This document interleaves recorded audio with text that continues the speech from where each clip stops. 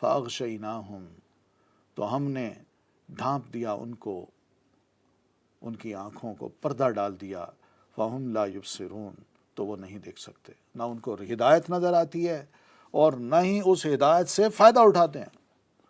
قرآن، اللہ کا رسول، ان کا ایک ایک کہا، ایک ایک عمل ہدایت ہے، اسی سے انسان فائدہ اٹھا سکتا ہے۔ یقین مانیے کسی اور سے ہدایت نہیں ملتی۔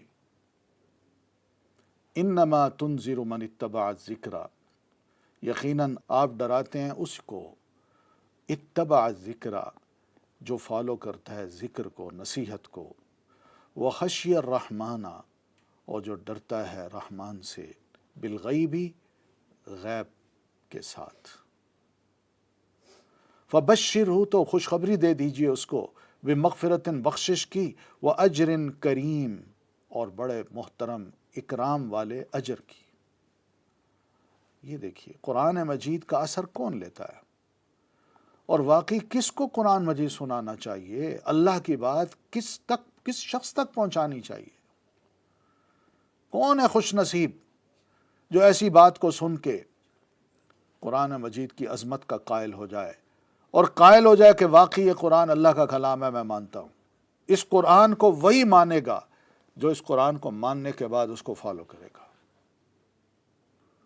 یہ قرآن مجید کو ماننے کا طریقہ ہے کہ اس کی نصیحت کو نہ صرف سنا جائے بلکہ اس کی نصیحت کو اپنایا بھی جائے، مانا بھی جائے اور عمل بھی کیا جائے۔ یہ ہے من اتبع الذکر۔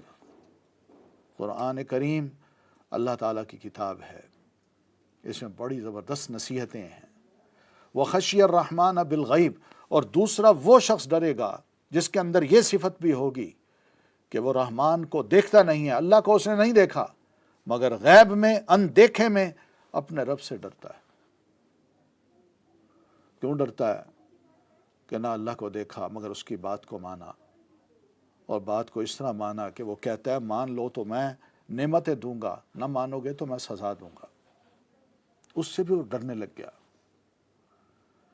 تو آپ اللہ کے رسول ان کو نصیحتیں کیجئے، اور یقین مانیے غیر مسلم بھی کبھی قرآن مجید کی ایسی باتیں سنتا ہے تو وہ یہ کہتا ہے کہ یہ میرے دل میں اتر رہی ہے بات، یہ قرآن مجید مجھ سے بول رہا ہے، قرآن مجید ڈائریکٹ میرے سوالوں کا جواب دے رہا ہے۔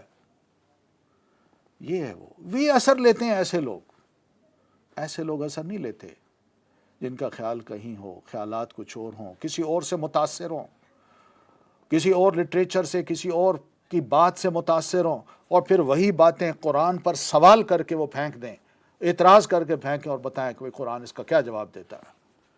اگر جواب دیتا ہے تو میں مانوں گا، ورنہ نہیں مانوں گا۔ اس نے کہاں ڈرنا ہے؟ وہ تو پھر قرآن مجید سے بڑا اپنے آپ کو بنا رہا ہے۔ وہ تو یہی سمجھتا ہے کہ میری بات قرآن مجید سے زیادہ اہم ہے۔ ایسے لوگ قرآن مجید سے بالکل نہیں ڈرتے، اللہ کے کلام سے نہیں ڈرتے، نہ اللہ تعالیٰ سے ڈرتے ہیں۔ تو بہرحال جو اللہ تعالیٰ سے ڈرنے والے ہیں، قرآن مجید سے متاثر ہونے والے ہیں، وہ غیب پر ان کا بھرپور ایمان ہوتا ہے، اور اللہ رحمان کو نہ دیکھ کے بھی اس کے کلام پر اتنا یقین رکھتے ہیں کہ ڈرنے لگ جاتے ہیں کہ اللہ نے سچ فرمایا کہ اچھے کام کرو گے تو جنت ملے گی، اور برے کام کرو گے تو خدا نخواستہ بڑی سزا ملے گی، اور ہمیں سزا سے ڈر لگتا ہے۔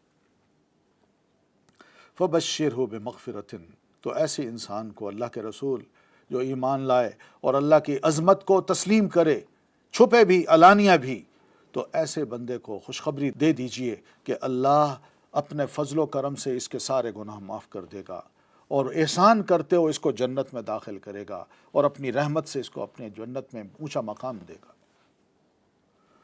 اِنَّا نَحْنُ نُحْيِي الْمَوْتَىٰ، اور یقیناً ہم ہی ہیں جو زندہ کریں گے مردوں کو، وَنَكْتُبُ مَا قَدَّمُوا، اور ہم لکھیں گے، یہ لکھتے ہیں، ما قدموا، اس چیز کو جو انہوں نے آگے بھیجا، وآثارہم، اور ان کے نشانات کو بھی، وکل شیء، اور ہر چیز کو، احصیناہ، ہم نے گن گن کے رکھا ہوا ہے اسے، فی امام مبین، امام مبین میں۔